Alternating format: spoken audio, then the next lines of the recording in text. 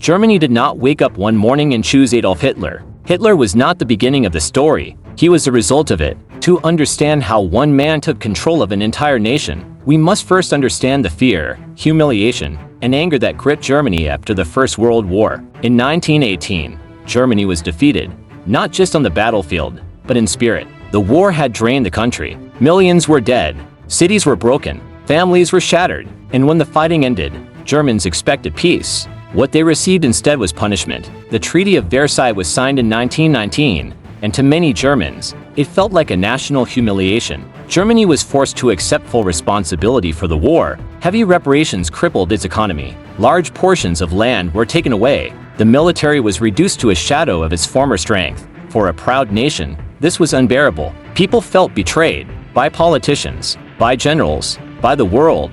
And in that anger, a dangerous question began to spread quietly across the country: who did this to us? Germany's new democratic government, the Weimar Republic, struggled from the start. Inflation spiraled out of control. At one point, money became so worthless that people used it as firewood. Savings vanished overnight. Jobs disappeared. Hope collapsed. Ordinary Germans felt abandoned. They wanted stability. They wanted dignity. They wanted someone to blame. And history has shown, when people are desperate, they listen to extreme voices. Adolf Hitler entered this broken Germany as an unknown man. He was not born powerful. He was not wealthy. He was not educated in politics. He was a failed artist, a war veteran, and a deeply angry man who believed Germany had been stabbed in the back. Hitler did not invent the anger of the German people. He learned how to speak it. In small beer halls of Munich, Hitler began to talk. At first, only a few listened, but his words were sharp, emotional, and full of certainty. He spoke of betrayal, of enemies within,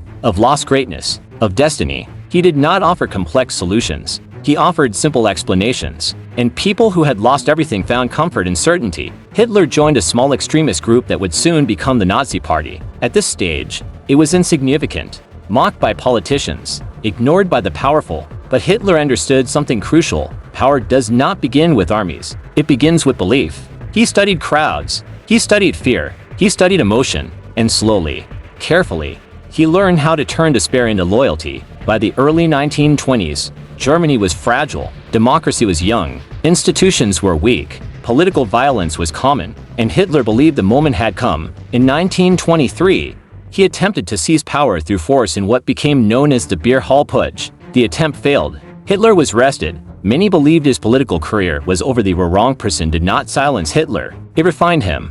While in prison, Hitler wrote Mein Kampf, a manifesto of ideology, hatred, and ambition. But more importantly, he reached a new conclusion: power would not be taken by violence, it would be taken legally. The system would be used against itself. And when Hitler was released from prison, he returned not as a revolutionary, but as a politician, a far more dangerous form. Germany was about to face another disaster, and this time, Hitler would be ready. Germany's fragile recovery in the mid-1920s created an illusion of stability. For a brief moment, it seemed as if democracy might survive. Streets grew calmer. Foreign loans entered the economy. The chaos of inflation faded into memory. And with that calm, Adolf Hitler almost disappeared. His party lost elections. Crowds shrank. Newspapers stopped paying attention. Too many.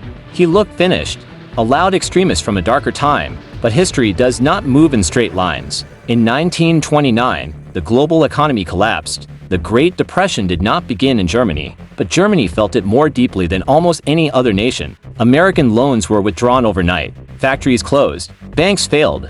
Millions were thrown into unemployment. Men stood in long lines for bread. Families slept hungry. Pride dissolved into desperation. And once again, Germans asked the same question: who will save us? This time, Hitler had an answer ready. The Nazi Party transformed itself. It became disciplined, organized, and relentless. Uniforms created identity. Symbols created unity. Marches created strength. But the most powerful weapon was not violence. It was propaganda. Hitler understood something few politicians of his time truly grasped. People do not follow facts. They follow feelings. Nazi rallies were carefully designed experiences. Music, banners, lighting, and synchronized movement created a sense of belonging. Individuals disappeared into the crowd. Doubt faded. Emotion took over. Hitler's speeches followed a pattern: slow beginnings, rising anger, and explosive conclusions. He did not speak to the people. He spoke through them. At the same time, The Nazis mastered modern technology. Posters, newspapers, radio broadcasts, and films spread their message everywhere. Simple slogans repeated endlessly. Blame was assigned. Enemies were named. Fear was organized. And as fear grew, so did support. By 1932, the Nazi Party had become the largest political party in Germany. Yet Hitler was not in power. The system still existed. Elections still mattered. Other parties still competed. But democracy was weakening. Coalition governments collapsed one after another. Politicians argued while the streets filled with violence between extremist groups. The public lost faith in compromise. Stability became more valuable than freedom. Behind closed doors, conservative elites made a fatal mistake. They believed they could control Hitler, use his popularity, tame his extremism. They saw him as a tool. They were wrong. On January 30, 1933, Adolf Hitler was appointed Chancellor of Germany, not through a coup, but through legal means. There were celebrations. There were warnings. There were those who believed this was only temporary. But power, once given, is rarely returned. Within weeks, Germany changed. A suspicious fire at the Reichstag parliament building shocked the nation. Fear spread rapidly. Emergency powers were declared. Civil liberties were suspended. The message was clear. Security required sacrifice. And many agreed. Political opponents were arrested. Independent newspapers were silenced. Trade unions were dismantled. The Nazi Party merged itself with the state. All of this was done step by step, legally, gradually, efficiently. By the end of 1933, Germany was no longer a democracy. It was a dictatorship, built not overnight, but through fear, consent, and manipulation. And Adolf Hitler stood at the center of it all. The transformation of Germany did not stop with power. It accelerated. Once Hitler secured control of the government, the next objective was control of the nation's mind. Laws could silence opposition, but belief had to be engineered. And so began one of the most intense psychological transformations in modern history. Education was the first battlefield. Children were no longer taught to think. They were taught to obey. Textbooks were rewritten. History became myth. Biology became ideology. Loyalty to the state replaced loyalty to family or faith. Classrooms echoed with a single message. Germany had been betrayed, humiliated, and weakened, and only one man had the will to restore its destiny. Young boys were drawn into the Hitler Youth. Uniforms replaced individuality. Games turned into drills. Friendship turned into loyalty to the Führer. Girls were trained differently, prepared to serve the nation through motherhood, discipline, and sacrifice. The future was being shaped before it could question itself. At the center of this transformation stood a carefully constructed image. Hitler was no longer just a politician. He was portrayed as a savior. Newspapers showed him as a tireless worker, a humble servant of the people, a man who ate simple meals and lived only for Germany. Criticism disappeared. Doubt became dangerous. Silence became survival. Behind the scenes, the machinery of fear was expanding. The Gestapo, the secret state police, did not need vast numbers. They relied on suspicion, informants, and the fear that anyone could be watching. Neighbors turned against neighbors. Words were measured. Trust dissolved. Concentration camps were established, not yet for mass extermination, but for political enemies. Communists, social democrats, intellectuals, and anyone labeled undesirable could vanish without trial. The message was unmistakable. Resistance had consequences. Meanwhile, Germany appeared to be recovering. Unemployment fell. Massive public works projects began. Highways were constructed. Factories reopened. Military production surged. Even as Germany publicly claimed peaceful intentions, for many ordinary citizens, life seemed to improve. An improvement created loyalty, but this recovery was built on illusion. Dead soared. Rearmament violated international treaties. War was not an accident. It was a plan. The nation was being prepared psychologically, economically, and militarily for conflict. In 1934, the final obstacle remained: the army. Germany's military leadership respected tradition, not ideology. They feared Hitler's private paramilitary force, the SA, whose leader dreamed of replacing the army entirely. Hitler responded with calculated brutality. During what became known as the Night of the Long Knives, rivals within his own movement were arrested and executed. The SA was crushed. Potential challengers were eliminated. The army swore loyalty, not to the Constitution, but to Hitler himself. Weeks later, President Hindenburg died. With no opposition left, Hitler merged the roles of Chancellor and President. Germany no longer had a head of state separate from its leader.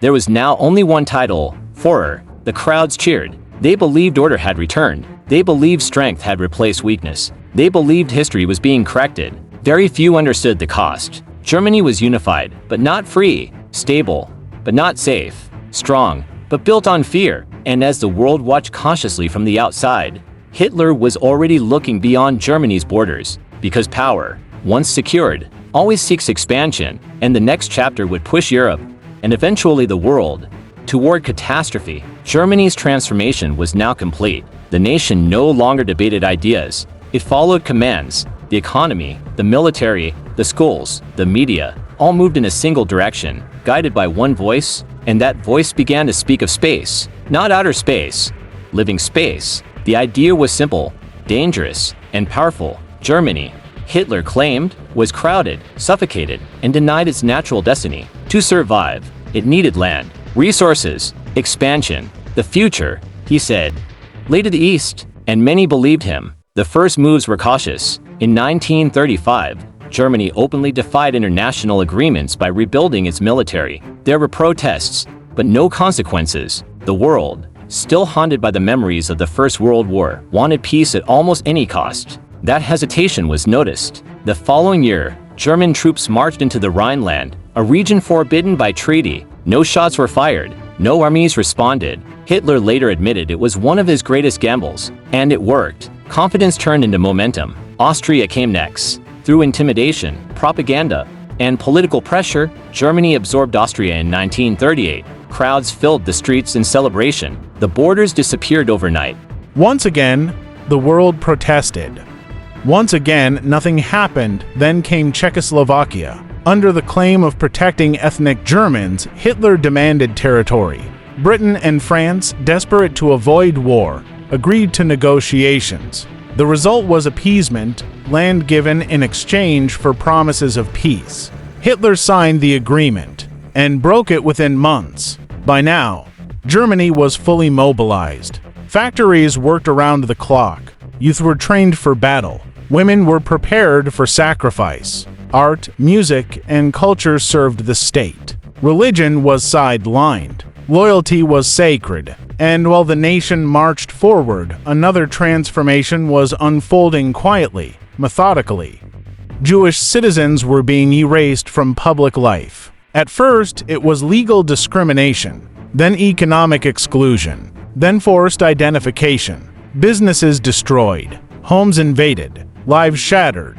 Kristallnacht, the night of broken glass, revealed the truth. Violence was no longer hidden. It was encouraged. Neighbors watched. Some participated. Many stayed silent. A few resisted and paid the price. The camps expanded. What had begun as detention centers evolved into something darker. Human beings were reduced to numbers. Labor was extracted. Dignity was stripped away. This was not chaos. It was policy. By 1939, Europe stood on the edge. Treaties meant nothing. Promises were tools. War was no longer a question of if, only when. When German forces crossed into Poland, the illusion finally shattered. Britain and France declared war. The world was once again engulfed in conflict. Germany advanced rapidly. Tactics evolved. Speed replaced trenches. Nations fell in weeks. Confidence soared. And at the center stood Hitler, convinced of destiny, immune to doubt, and surrounded by absolute loyalty. But power has a weakness. It feeds arrogance. And as Germany expanded beyond reason, it unknowingly planted the seeds of its own destruction. The final chapter would not be written in triumph, but in ruin, because the rise had been swift, and the fall would be merciless. By the early 1940s, Nazi Germany stood at the height of its power. Europe lay fractured. One nation after another had fallen with shocking speed. From Paris to Warsaw, the German war machine appeared unstoppable. To many inside Germany, Hitler seemed infallible, a leader chosen by history itself. But this was the moment when victory began turning into overreach. Against the advice of generals, Hitler made the decision that would define his downfall. He turned east. The invasion of the Soviet Union was massive, brutal, and driven by ideology as much as strategy. At first, German forces advanced rapidly, capturing vast territories and millions of prisoners. But Russia was not France. Distances were endless. Supply lines stretched thin, and winter arrived without mercy. German troops froze, starved, and stalled. The war of movement turned into a war of survival. As the Eastern Front bled Germany dry, a new enemy entered the conflict. After the attack on Pearl Harbor, the United States joined the war.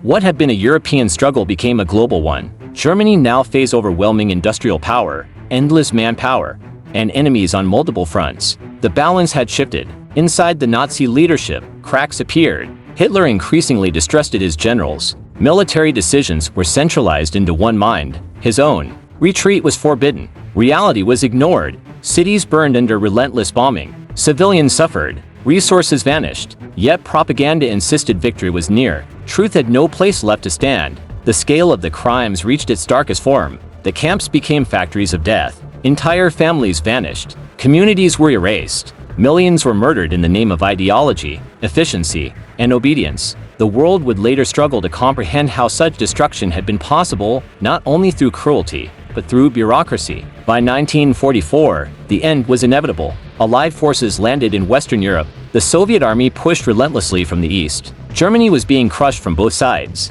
Inside the country, resistance was rare but growing. Even some within Hitler's circle attempted to stop him. They failed. As Allied troops closed in, the image of the invincible leader collapsed. Berlin became a ruin. The empire he promised lay in ashes. In an underground bunker, isolated from reality, Hitler refused to accept defeat. History moved forward without him. In April 1945, Adolf Hitler took his own life. Days later, Germany surrendered. The Third Reich, once claimed to last 1,000 years, had endured just 12. What remained was devastation. Millions dead, cities destroyed, a nation forced to confront the consequences of obedience without question, power without accountability, and fear without resistance. The world rebuilt, but the memory remained. The rise and fall of Nazi Germany is not merely a story of one man. It is a warning, a reminder that democracy can erode quietly, that hatred can be normalized, that ordinary people, under pressure, can become participants in unimaginable crimes. History does not repeat itself exactly, but it echoes, and it listens to those who forget.